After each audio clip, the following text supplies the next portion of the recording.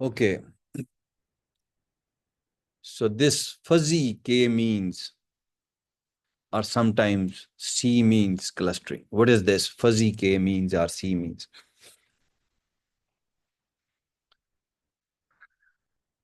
The other name for this fuzzy clustering is soft clustering or soft k-means. These are the different names, okay? You don't have to worry. If somebody will say, I have done soft clustering, you don't have to worry. You know that maybe he has done fuzzy k-means, huh? Or fuzzy c-means. So previously, in the previous topic, what we have said, that previous topic was non-fuzzy clustering. Okay, this topic is fuzzy, and in previous clustering, we have another name that is called hard clustering. What we have done in that previous clustering, we assigned the data points, and data point belongs to exactly one cluster. It was not possible in that previous approach that one cluster which is existing in K1 cluster, it is also existing in K2 cluster. No.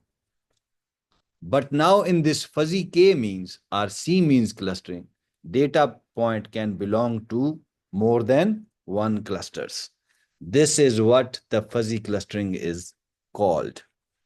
Through this example, this is an example for that if we have an apple, that apple, if we say that apple is either red or green, this is hard clustering, okay? The apple is either red or green. Then this is hard clustering that we did in the previous topic. But it can also possible that half of the half or partially that apple is red and partially that apple is green. It is also possible. That is the concept of fuzzy clustering. That is the concept of fuzzy clustering. And if you will say this thing in numbers, then for the hard clustering, if it is green is equal to 1, then red would be 0 for hard clustering for the previous approach. And for the fuzzy, we can say, okay, green is equal to 0.5 and red is equal to 0.5. We can also say green is equal to 0.6 and red is equal to 0.4. But when you will sum them up, it will become 1. But it is not a probability. It is not a probability. You have to keep this in mind. Okay, moving next. Because it is based on the concept of fuzzy sets that we have available in the mathematics. So then what? The membership concept is there. Is there. Because for this example, Apple, the green has half of the membership in one cluster and half of the, so you can say Apple has half of the membership in green cluster and half membership in red cluster. So they are overlapping.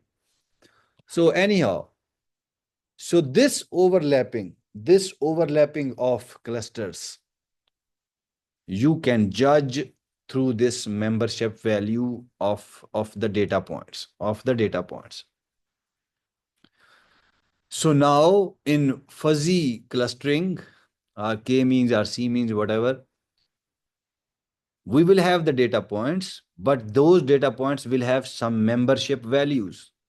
So those membership values are grades, you can call it grades or values.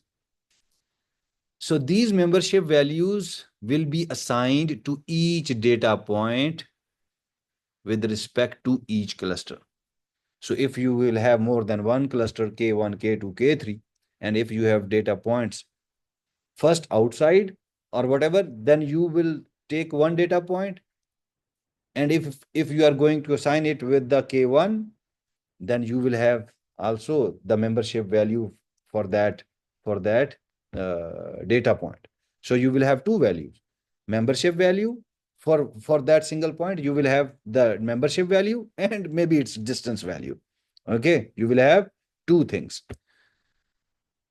And from this concept, from this membership concept, you will judge that if some point is on the edge of the cluster, for example, cluster, and if some point is on the edge, this is maybe the central point. And if this point is on the edge of the cluster, then the membership value of this point would be, points on the edge cluster will have, would be less degree, less value. And if your point is at the center, then it will have membership value larger. Okay, and you can, and we can use this concept on many applications. Okay, this is theoretical, pure theoretical. We can use this fuzzy k-means in image segmentation. Segmentation means if you want to make the pieces of the image. Pattern recognition, in marketing, medical diagnosis, environmental monitoring, etc. You can read it this by yourself. And I am moving to the next slide. This is the algorithm for the fuzzy K or C means. What is the first step? What is the first step? First step is we will initialize the data points into K desired clusters. If we desired K clusters randomly. So this algorithm is basically the stepwise is similar to previous K means, but here the equations you will see will be different. The calculation would be somehow different. But assigning the data points or something like that, calculating the distance, okay, that would be similar. But it has some extra things. So the first step is you have to initialize the data points to the K desired clusters. And then step 2,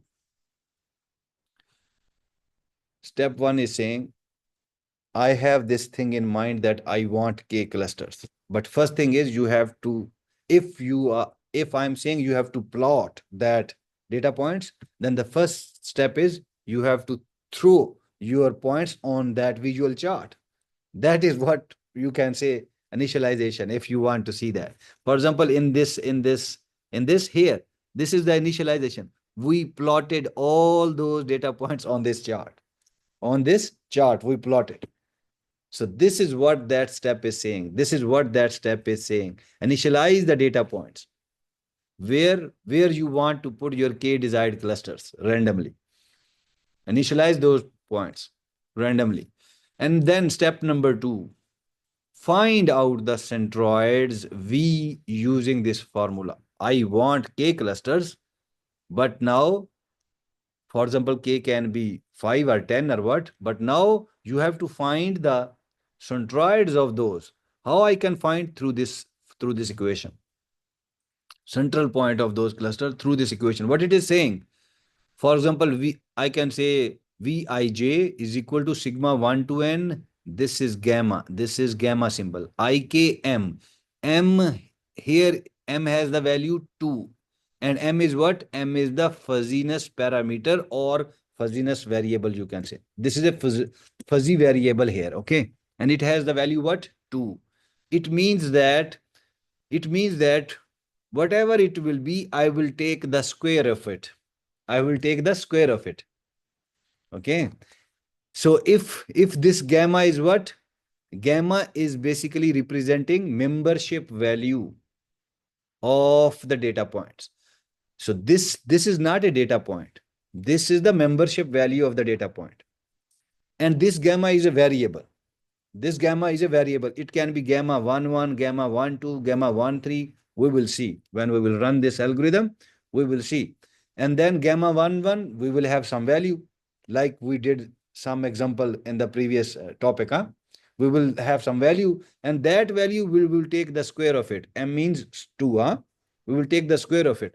After taking the square, we will multiply it with xk, and xk is what? Xk is the data point.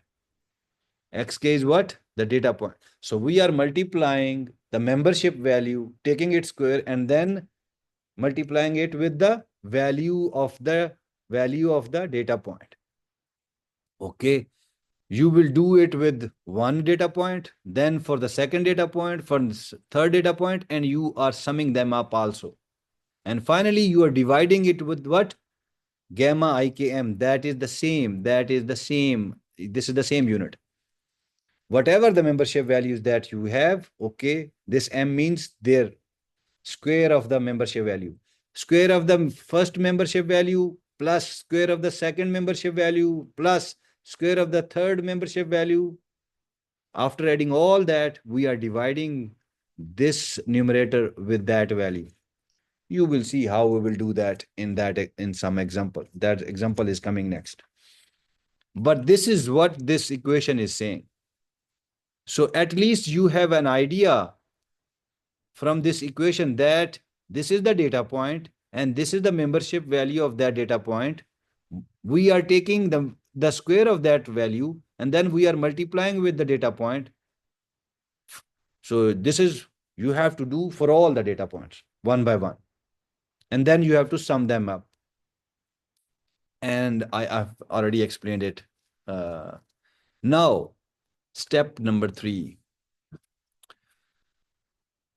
Find distance d of each point from the centroid. That is your previous step. That is your previous step of k-means.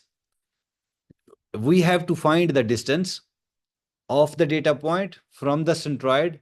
And if it is a data point, we can use Euclidean distance. That is your previous step. That is your previous step of k-means. You have to find the distance, and I am representing it with d because here we use the d. So you can calculate the distance through that Euclidean distance formula that you have seen before. And then step number 4, updating membership value, which is gamma. It is represented here. This one, this symbol and this symbol is same, okay? Here I have written through the PowerPoint and there it is a copy paste of the picture. But it is same. So now we have to update membership value gamma. And how we can update? By using this equation. By using this equation, we can update the value of the gamma. Okay, gamma is equal to what? Sigma 1 to n. Whatever the distance you calculated here in the distance in step 3, you will have that those distances D11, D12, D13, D14 or whatever. Now, you have to take those distance one by one. You have to take the first distance and then you are taking its square.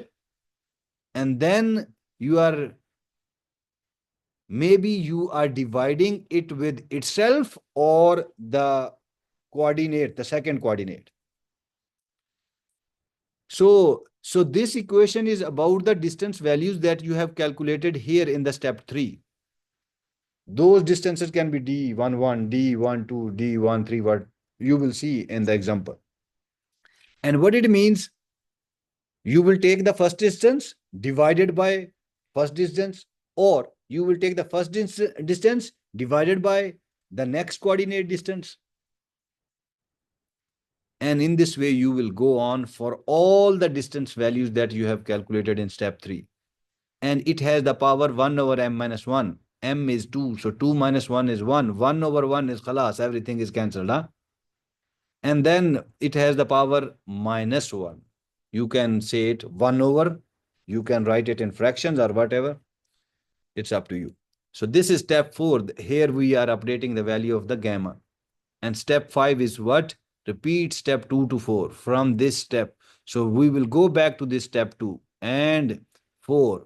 And in this way, we will keep on repeating it.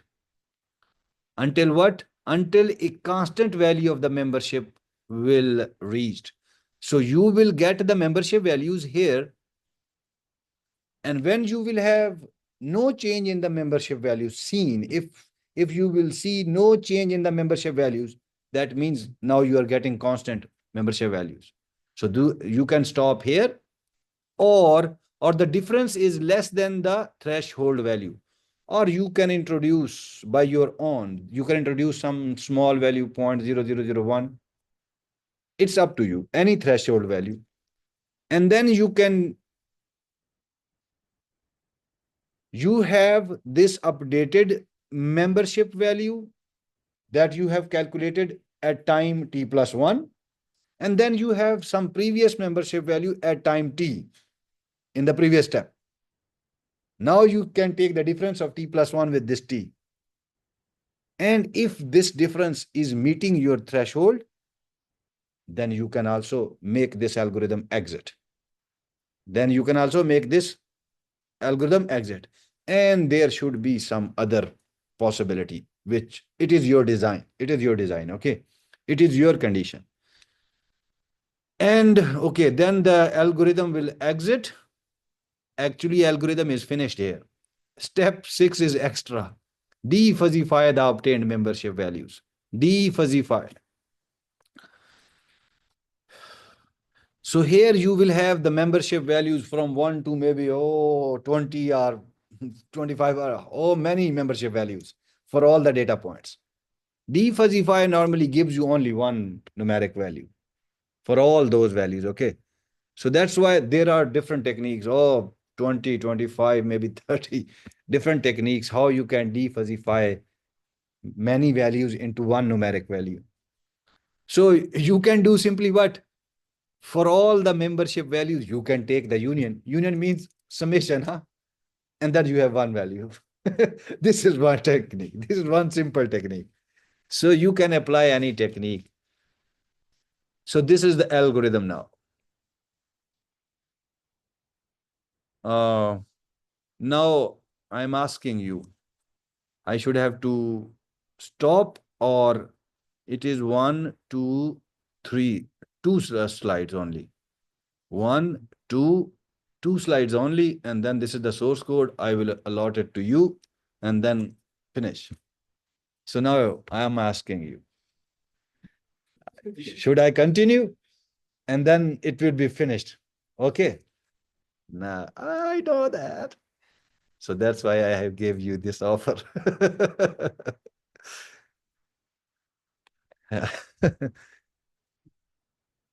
Sorry? Okay. Okay, sir. He is Al Jabri, so we cannot fight with him. He is very Jabir, huh? I'm just doing fun with you. I don't want to be serious for whole of this time period for 3 hours. So we have to do a little bit jokes with each other. So here example, and here again we have the data points. This is one point, this is another point, this is another point, and this is another point. And each point has what? 2 coordinates. And here we are not giving them the names like A, B, C, D, huh? So these are the points. Then step 1. We are assuming that our clusters are two clusters. We are assuming, and then we are also assuming that because it was randomly, so that's why we are assuming. Here we cannot do manual random. This random can be on machines, huh? So our manual random is like that. K is equal to 2. Assume K is equal to 2, and assume each data point has its membership values, initial membership values. Okay, initial. You can give any initial membership values to it. Okay. So if our clusters is 2 and the clusters are what? This is first cluster, this is second cluster. These are those points which we said here. These are those points. And these points have these membership values. This point has membership values with cluster 1.8. And this point has membership value this with the cluster 2. Understood? And if you will sum them up, that it would be 1 for this point. 1 for this point for these two clusters. For these two clusters. Similarly, this point 2, 5 has 0.7 value for the cluster 1 membership value and 0.3 for the cluster 2. And if you will sum them up, it is again 1. Similarly for others. This is the data that we have. Now, according to the algorithm, we have to find the centroid. I have given these titles so that if you will compare them, so finding the centroid, this is step 2. Huh? I have given similar headings so that you can match with the algorithms. So finding centroids. Finding centroid by using this equation. Now we are going to use this equation. And what I said in that equation, I said membership value, take its square, multiply with data points for first point, then second point, third, and then divide it with the square of each membership value. So we are going to do that like that.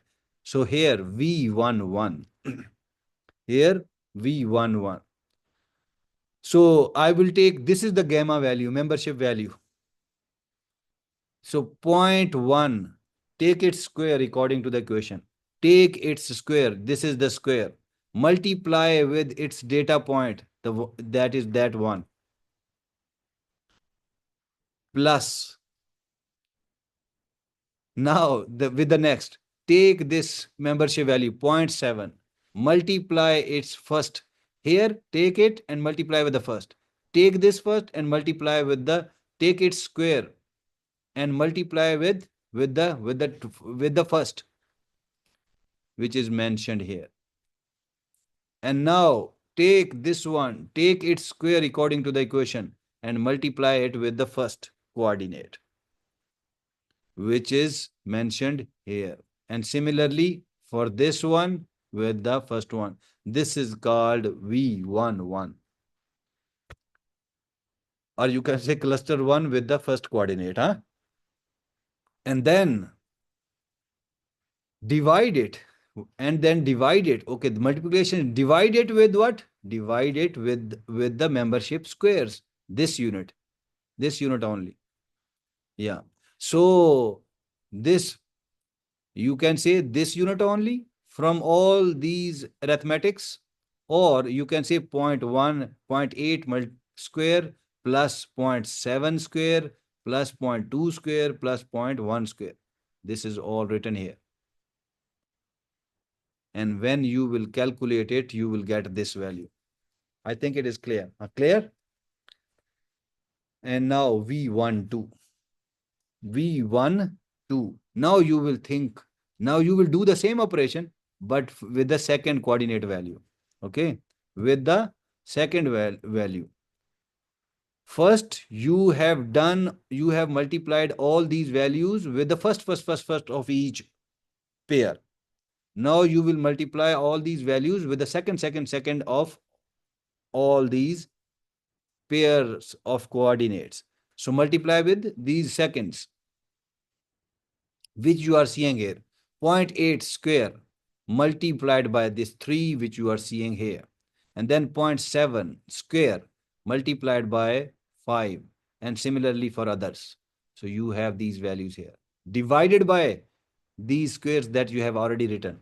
So 0.8 square, 0.7 square, 0.2 square plus 0.1 square. So divided by the same thing. So this division is same, huh? And when you will calculate, you will get this value. And up to this point, you are done with the cluster 1. Cluster 2 is remaining. First centroid is finished.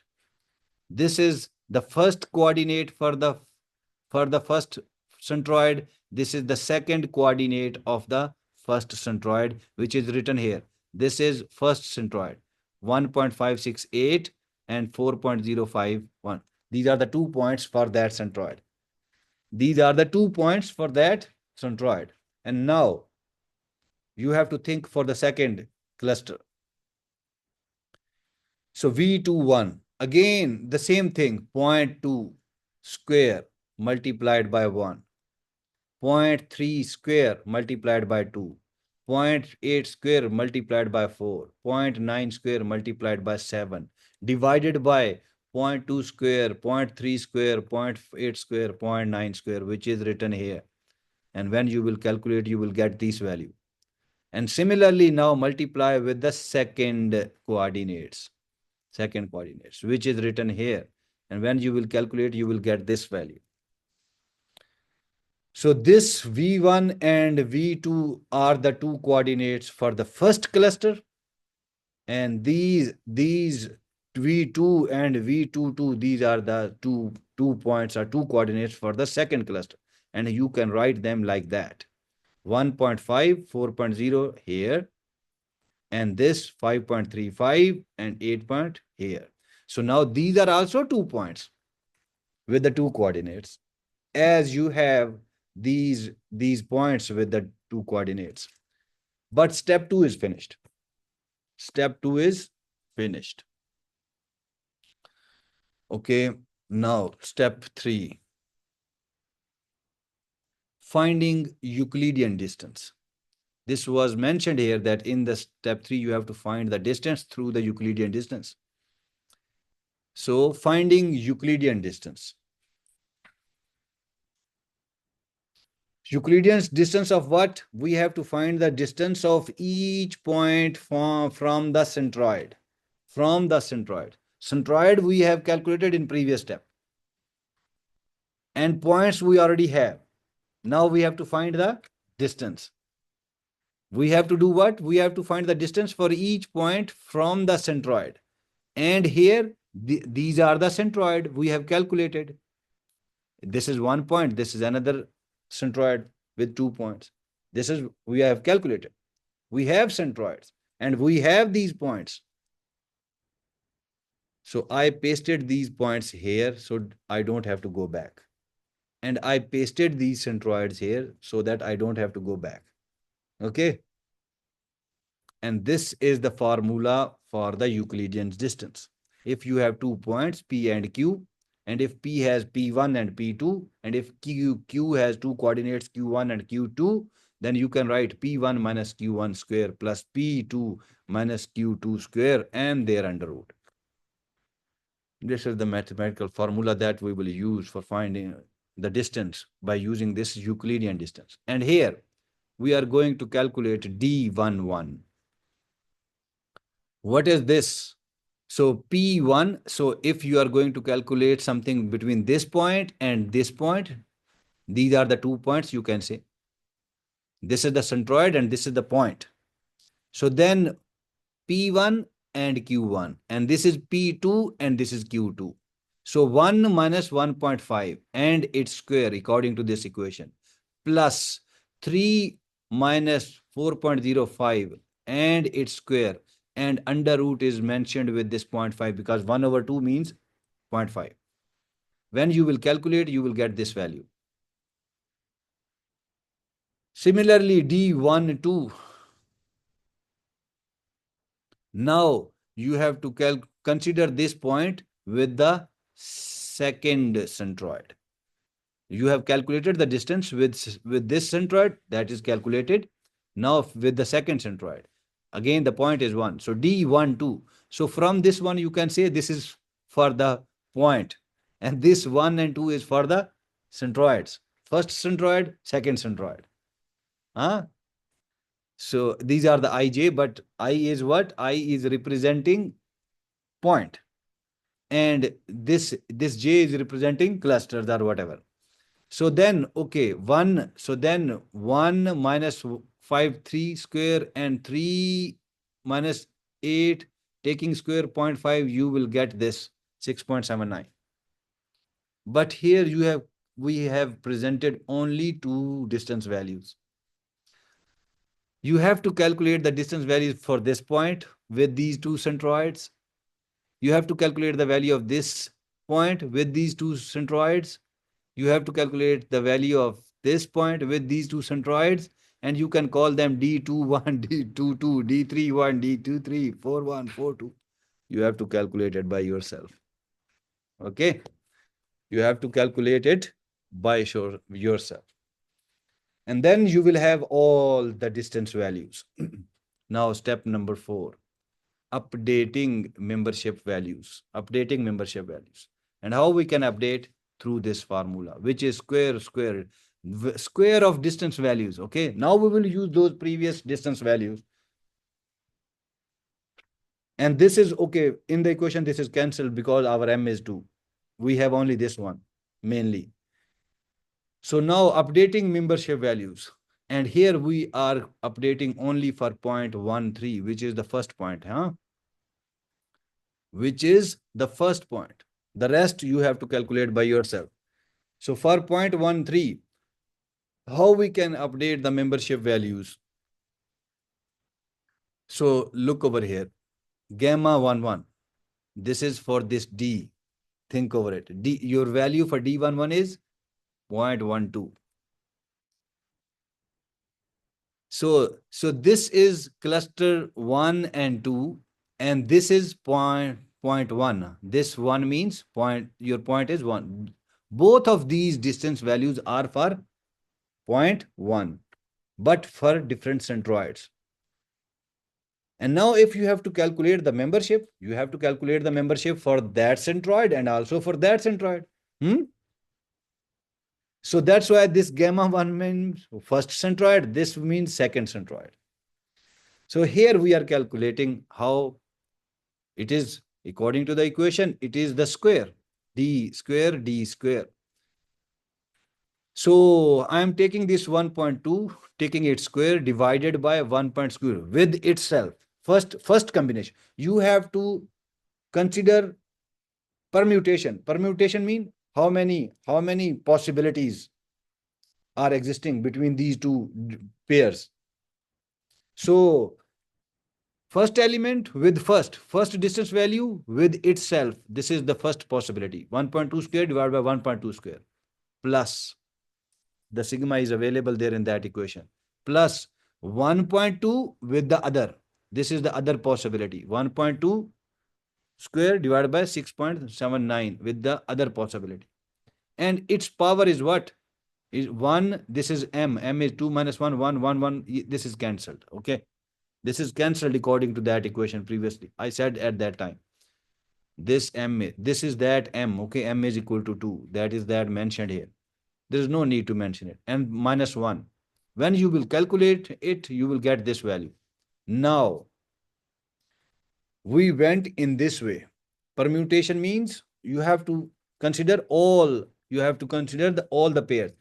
So if I will give you these two values, 1.2 comma 6.79 multiplied by again with 1.2 comma 6.79, you will give me 4 different pairs.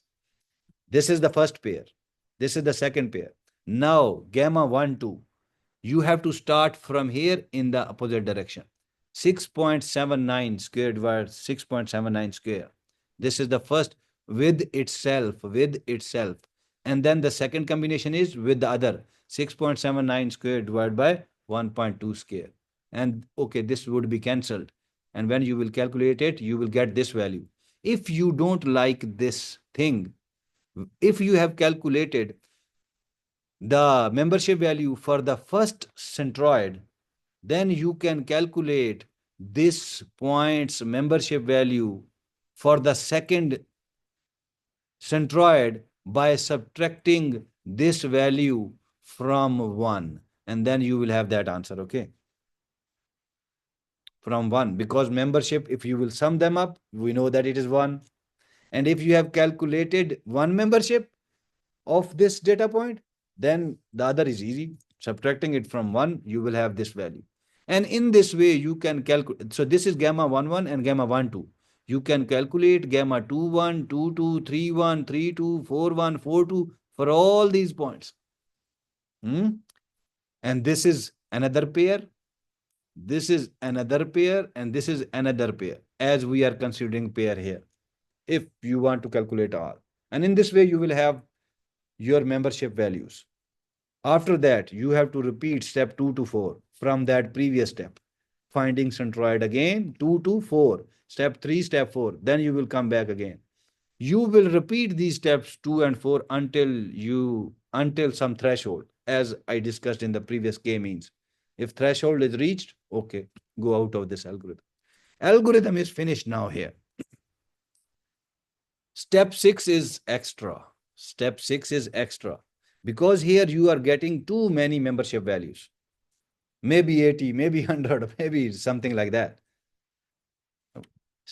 What is D fuzzy phi means? For all those values, you will get only one value. So you can apply any method. And here, on these membership values, you can take the union of those outputs. Here, membership values are called outputs. So you can take the union of those membership values and you will get one value. So this is defuzzification of this one. And then this algorithm will, this example is ended here. And this is the source code for that. It is containing, because it is containing extra features also, not only this example. So, and here you are saying, here we are simply plotting the data and just throwing the data, initializing the data for the sepal length and for the petal length. This is for the flowers database. Here, this is the initialization of the data points over the chart. And then we are randomly selecting clusters here for the sepal and similarly for the petal. Sepal and petal is the flowers database that we have there. So this is randomly, these circles are the clusters, okay? Random clusters we have initiated here. And here random clusters for the petal we have initiated here. And then your algorithm is running iteratively and finally giving us these answers. Now it has only, you can see 3 clusters for the sepals and 3 clusters for the petals. You can run this source code by yourself, or sometime we will do that. That's the end. Now we can offer our prayer and then we can leave, huh? Okay, first I have to stop this recording.